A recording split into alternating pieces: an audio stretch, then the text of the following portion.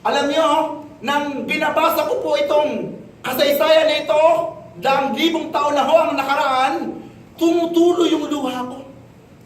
Umiiyak po ako. Alam niyo kung bakit? Isang nakakabagbag damdamin itong ginawa ng mag-amang ito. Dahil sa kalooban niya at gusto niya na masunod ang Diyos, itong kanyang anak ni si Isaac, kanyang ihahandog sa Diyos. At sabi doon, si Isaac ay kanyang pinagpasan ng kahoy. Pinagbuhat niya, pinagdala niya ng apoy, pinagdala niya ng kutsilyo na siyang gagamitin sa kanya, sa pagpatay sa kanya. We can picture Jesus nang siya po ay patungo sa Golgotha. Jesus, he did this. Alam niyo, ang pasan-pasan na krus ni Jesus mula po doon sa palasyo ni Pilato, ang siya ngayong pagpapakuan sa kanya doon sa bundok ng Golgotha. Same as Isaac, yung kahoy na dala niya, yung kutsilyo na dala niya, at apoy, doon siya paruroon. Itong gagamitin sa pagpatay sa kanya. Tuloy po natin. Okay pa rin po ba kayo? Amen. Para hindi na okay sagot ninyo. Parapakan natin muna ang ito. Knife. So makita ho natin dyan, mga kapatid sa Panginoon, na itong gagawin sa kanya ay hindi po ito biro. Totoo, sapagkat saan naman gagamitin ang kutsilyo? Dala-dala niya. As I said before, na ginagawa na ho ang mga paghahandog tulad nito ng makarating bansa nila. So, totoo, napapatayin talaga itong si Isaac. Pero alam nyo, ang mas nakakabagbag damdamin ho dito. Dahil itong si Isaac, pumayag siya. Tuloy natin ang pagbasa. Sabi dito, Abraham took the wood. Sabi po dito, took the wood for the burnt offering and placed it on his son Isaac, and he himself carried the fire and the knife as the two of them went on together. Isaac spoke up and said to his father Abraham, "Father." "Yes, my son." Abraham replied, "The fire and the wood are here." Isaac said, "But where is the lamb for the burnt offering?"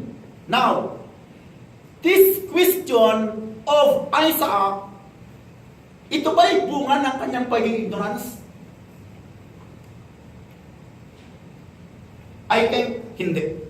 Alam niyo kung bakit? Dahil po ng edad po ni Isaac ay 15 to 37 years old, matured na ang kanyang pag-iisip. And remember, maaring si Isaac ay mas malaki pa kay Abraham. And Abraham, according po sa pag-aaral, that time ay nasa 137 years old na. Medyo may edad na rin mo siya.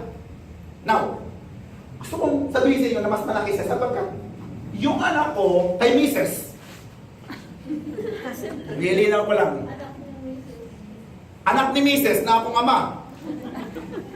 14 years old po siya, pero mas malaki yung kanyang katawan, mas matangkad kay sa akin. By height and by size, mas malaki kay sa akin at the age of 14 years old. So, tinitingnan ko, pinipicture out ko sa isip ko, si Isaac mas malaki kaysa kay Abraham. Alam bakit? Dahil ang tendency, kapag tumatanda ang tao, lumiliit yan. Umiksi yung kanyang mga buto. Yung bata naman, lumalaki. Yung mga tumatanda dyan, paliit kayo, huwag kayong umasa, malaki kayo. Yung mga matanda na lalo, hindi na kailangan mag-fasting pa. Kaya kung bakit? Liliit ka talaga eh. Lalo pagka yung mga sama ng pasaway, liliit ka lalo. Palapakan natin muna ang Panginoon. Now, tuloy po natin. Ito yung gusto kong sabihin sa inyo na nakakabagbag ng damdamin. Alam mo kung bakit? Dahil si Isaac po, pumayag siya. Now, gusto kong makita ninyo na dito po sa pangyayaring ito, si Abraham, hindi po lamang siyang heroes. More hero itong si Isaac. At ako'y naniniwala na itong tanong ni Isaac sa kanyang ama si Abraham, not out of ignorance, but out of obedience and trust to his father. Tingnan mo nila. In the first place, mayroon pong mga practice sa bayan po nila. Alam kahit paano ni Isaac ang practice ng burnt offering. Diba? Pero si Isaac hindi tumutol na siya man din ay ihandog. Why?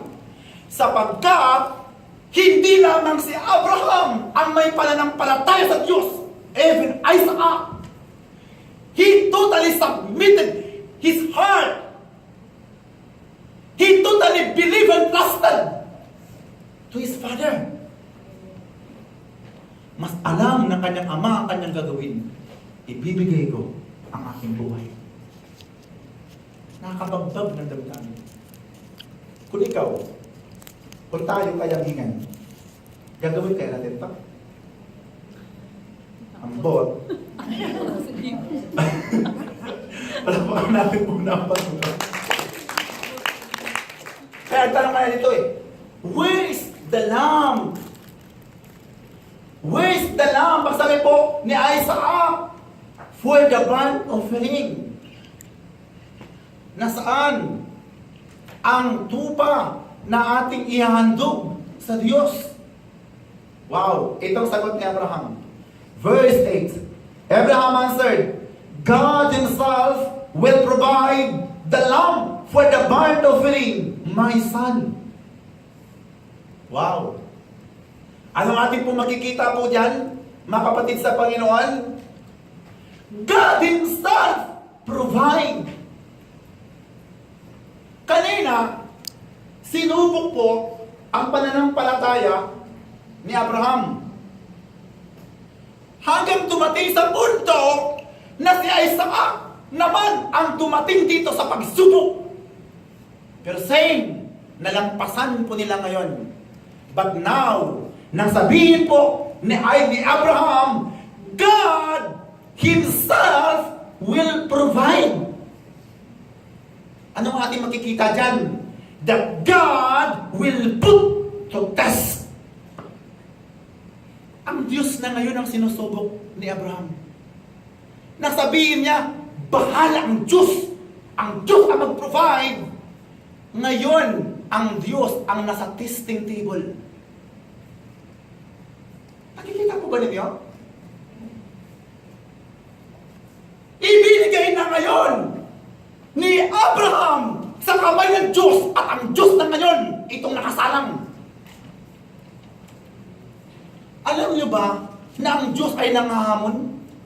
Alam po natin ito sapagkat for the entire teaching ng ating pumpunong lingkod, gusto ko ba sa inyo? For the entire teaching ng ating servant leader, wala sang ibang binabanggit-banggit kundi about sa pagsubok na yun. Subukin daw po natin ang Diyos. Sa anong paraan? Our tithes. In Malachi chapter 3, verse 10 to 11. Hinamon ang Diyos. Ang Diyos ang nangahamon. Gusto ng Diyos na hamunin siya.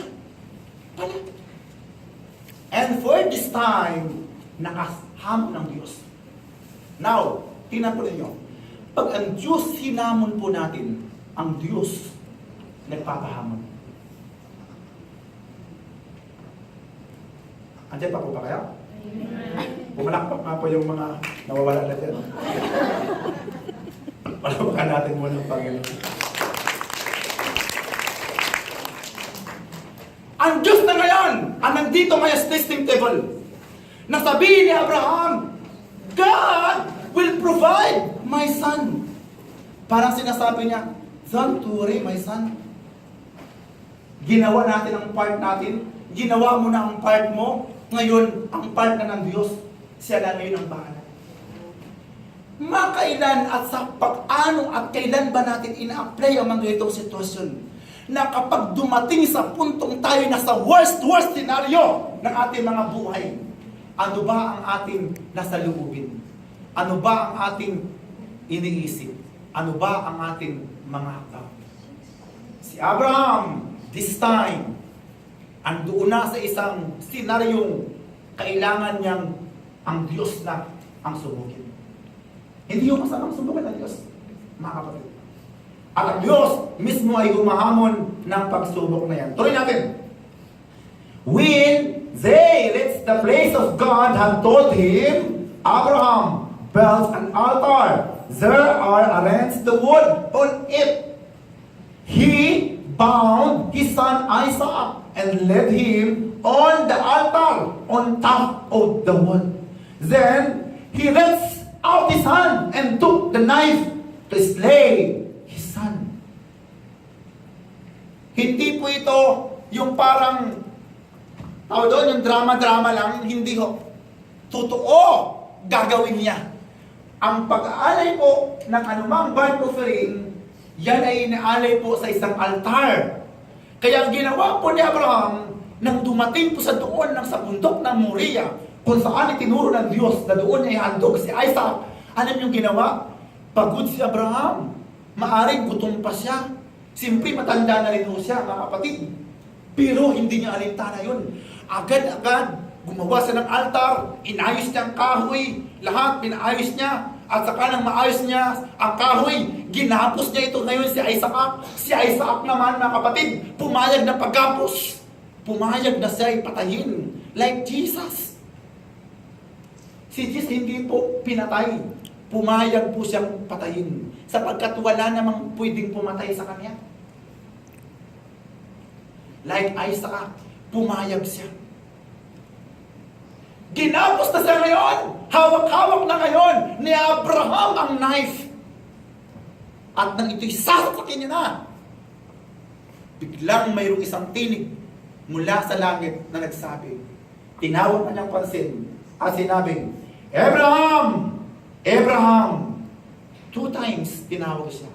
And he replied, Here I am. For the 2nd times, here I am.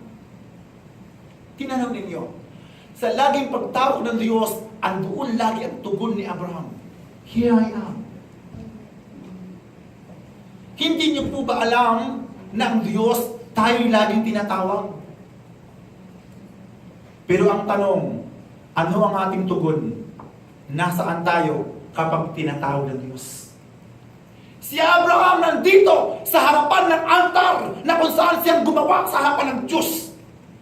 At nandito ngayon ang Diyos sa harapan ng altar. Tinatawag si Abraham at si Abraham tumugon. Then, ano sabi po niya ng Diyos? Siya ay nagsalita, Stop! Don't kill a boy. God stop the sacrifice. Hindi po niya pinatuloy na patayin si Isaac. Bakit, mga kapatid sa Panginoon? Dahil alam na ng Diyos kung gaano kalaki ang pananampalataya, kung gaano kalaki ang pagkatakot ng Abraham na ito sa Diyos. Para sa Diyos, yun ay sapat na. Nang mapatunayan ni Abraham na hindi niya ipagkakait ang kanyang kaisa-isa at minamahal na anak na si Isaac, hindi niya po ipinatuloy ang paghandog ng kanyang anak na si Isaac. Palakpakan natin muna ang Panginoon. Yung malakas na palakpak. Yung mas malakas pa. Tingnan mo nila. Si Abraham, decided talaga siya. Gagawin niya dahil talagang hawak niya na ito ngayon. Ang kutsilyo. Saan niya ba gagamitan ng kutsilyo? Kung hindi sa pagpatay. Di ba? Para saan ang kanyang kanyang paggapos kay Isaac. Kung hindi para sa Isaac ay hindi po makapalang. Para saan po